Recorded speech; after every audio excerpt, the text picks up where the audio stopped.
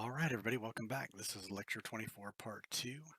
We'll be talking about GamerGate, which is sort of the last big uh, gaming cultural impact I can think of in the past decade or so. And it kind of started with the question of what does it mean when you say you're a gamer?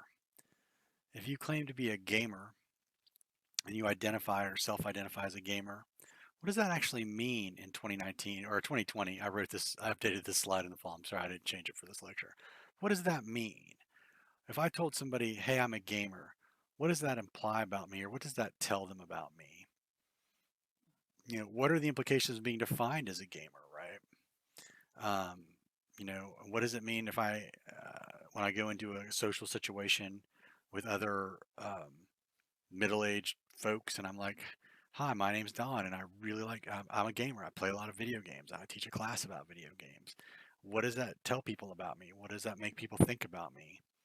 So deciding what that means is kind of a big deal, right? Because these are identities that we uh, associate traits with, right? You're a big sports fan, right? Are you a fanboy or fangirl of a certain thing, which sometimes has negative connotations?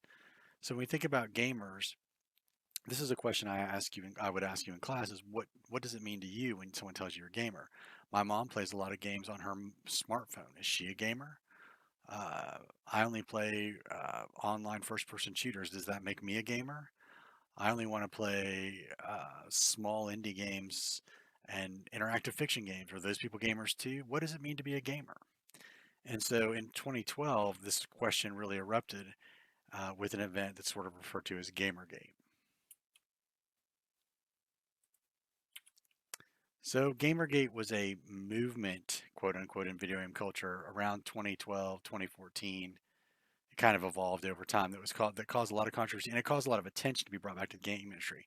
So that's what I was referring to on the previous slide was that this is one of the more recent times other than like hot coffee in 2005 when gaming sort of broke out of its own subculture kind of into the mainstream. There were a lot of news articles about Gamergate. You read one for assignment 6, I think, or you're doing it for assignment 6 this week. Or assignment 7, excuse me. I'm confused. Sorry. Anyway, you're reading about it for your assignment. And there were two sort of big issues that came up in regards to Gamergate. One is the ethics in journalism and the political correctness, which was turning into censorship from certain points of people's view, how women and other figures were treated inside of gaming. And both of these issues are sort of key to understanding Gamergate. And the other thing to keep in mind about this was this wasn't rioting the streets, right? Almost all of this is taking place on Twitter and Facebook and Reddit, and it's primarily debate about what does it mean to be a gamer. So some of the mainstream press started paying attention because a lot of female figures associated with the game industry started getting severe harassment on social media because of their views on gaming. Zoe Quinn, pictured here, was a developer of a game called Depression Quest. She was accused of having a romantic or sexual relationship with a Kotaku journalist who in turn gave her positive coverage or a good review. Other figures include Brianna Wu, the cultural critic Anita Sarkeesian, the actress Felicia Day. It's a pretty long list. So they were getting like actual dangerous levels of harassment. And this sort of caused everyone to start paying attention. And what was everyone arguing about? The Gamergate supporters talked about things like game journalists are too close to the game developers and publishers, right? You get special treatment because Depression Quest is sort of a small, sort of text adventure style game, if I recall off the top of my head. And why is it being covered by Kotaku, which is a very large, prominent gaming site at the time? And this is because she's has a romantic relationship with this writer, or um, how come you guys cover these small games? I want to know more about Call of Duty, or I want to hear about Fortnite. Why are you praising these little games or these offbeat games, things like that? And there was also complaints about collusion, right? How are you going to objectively criticize a game when you make your money off of ads for that game on your website, right? Interpersonal relationships between developers and press can lead to favorable coverage. Um, the Gamergate folks discovered a mailing list among professional game journalists, which they claimed they were using to coordinate coverage. Um, how can you be objective about things like on Kickstarter or Stream Greenlight, where you've backed a project and you have some money in it? How can you possibly cover that ethically?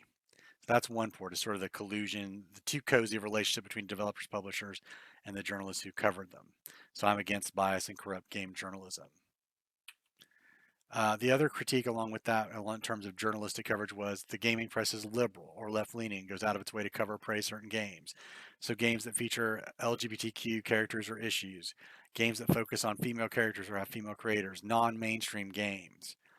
GamerGate supporters say they don't want to hear about all that. They just wanted you to tell us about cool games, not social benefits or progress related to gaming. And the GamerGate supporters were somewhat organized, though it was never like a movement with an identifiable leader or anything. But they got intel to pull ads from Gama Sutra over an article called "Gamers Are Over," which is part of the e-readings for this section, which talks about how the gamer being a 25-year-old white male those days, or being the dominant gamer, sort of over with the advent of gaming, casual gaming, sort of gaming for everybody. So they did have some impacts in that sense. They talked about social justice warriors, or the SJW, as sort of the derogatory uh, acronym they use to describe this. Like Kotaku, everyone in Kotaku is a social justice warrior. Avoid these writers on Destructoid, or the escapists, individuals who are trying to force games to be politically correct. Gamergate supporters feel that this move towards being politically correct leads to censorship of games that aren't PC, overly positive or excessive coverage of games that are PC, an environment that's hostile to traditional games and gamers. And they feel like their identity as gamers is under attack by these writers and critics who are pushing these things that are outside of their sort of their view of what game culture should be. There's certainly some interesting discussion to be had about these issues, but their tactics of threatening, of getting intel to pull ads, and their harassing of particularly women involved in gaming really undermined any legitimate arguments they might have made. So a good example of this is Anita Sarkeesian. I'll link to a couple of videos. One is her Tropes versus Women in Video Game series, and I'll ask you to watch this part of the first episode. And then I'll also link to a YouTube video that is a coverage of big mainstream news, like video ABC News nightly news piece about this Gamergate. So she's a feminist critic who speaks out about video games. She is a gamer herself. She or claims to be anyway, and just like him. So she created this series of tropes versus women in video games. She examined, like we've talked about, that damsel in distress. And there's 3 or 4. I can't remember how many of these videos are, and they're fairly well produced. But she's accused of being a social justice warrior. She has an agenda to make games politically correct. She wants to limit or alter the content of traditional games, right? This is getting back to, who are games for? Are they for the traditional sort of male 18 to 35-year-old audience that had been sort of the base of the industry through the from the 90s on, essentially? Or are they trying to make gaming something that it's not, right? Or present gaming in a different context? And this really raised the issue to them of who is a gamer and who gets to decide who's a gamer. And even today it's sort of unsettled.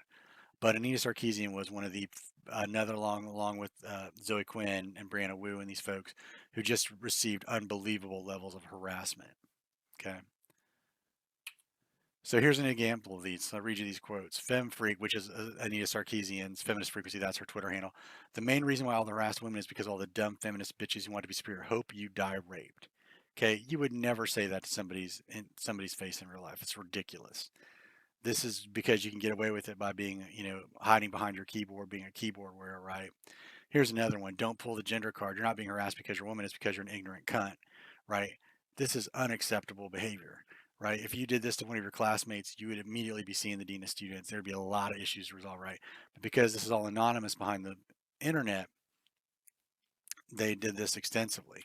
This went to the things at the level of being doxxed. So people would get the address of these women or their phone numbers and leak it out and say, hey, you should go to their house and kill them, or hey, we should go rape you while we watch you torture your family.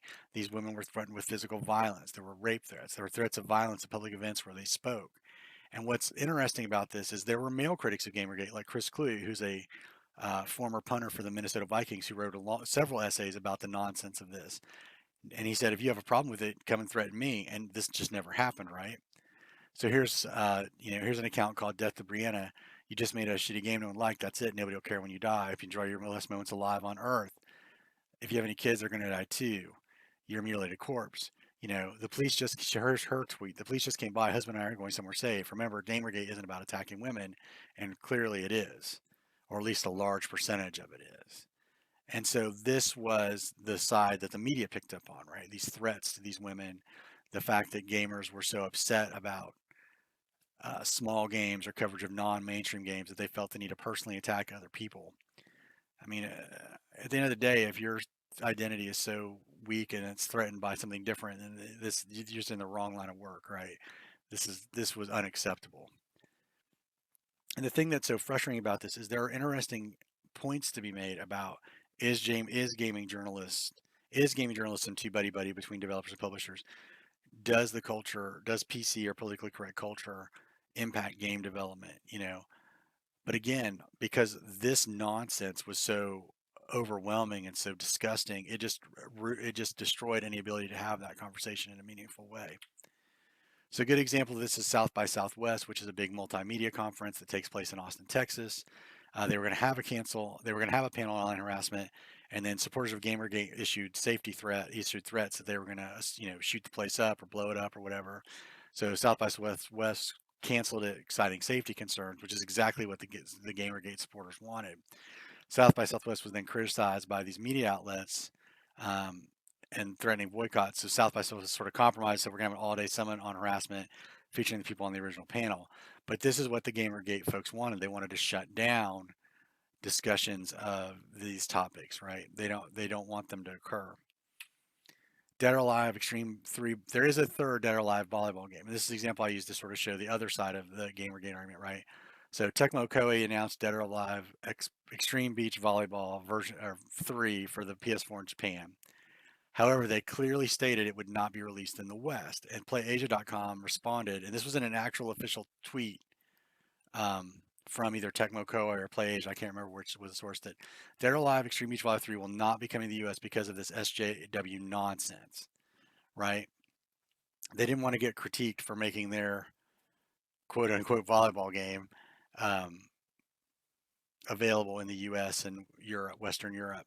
And a lot of people who are supporters of Gamergate see this as an example of the PC censorship is disallowing them to get a game or get access to a game, right?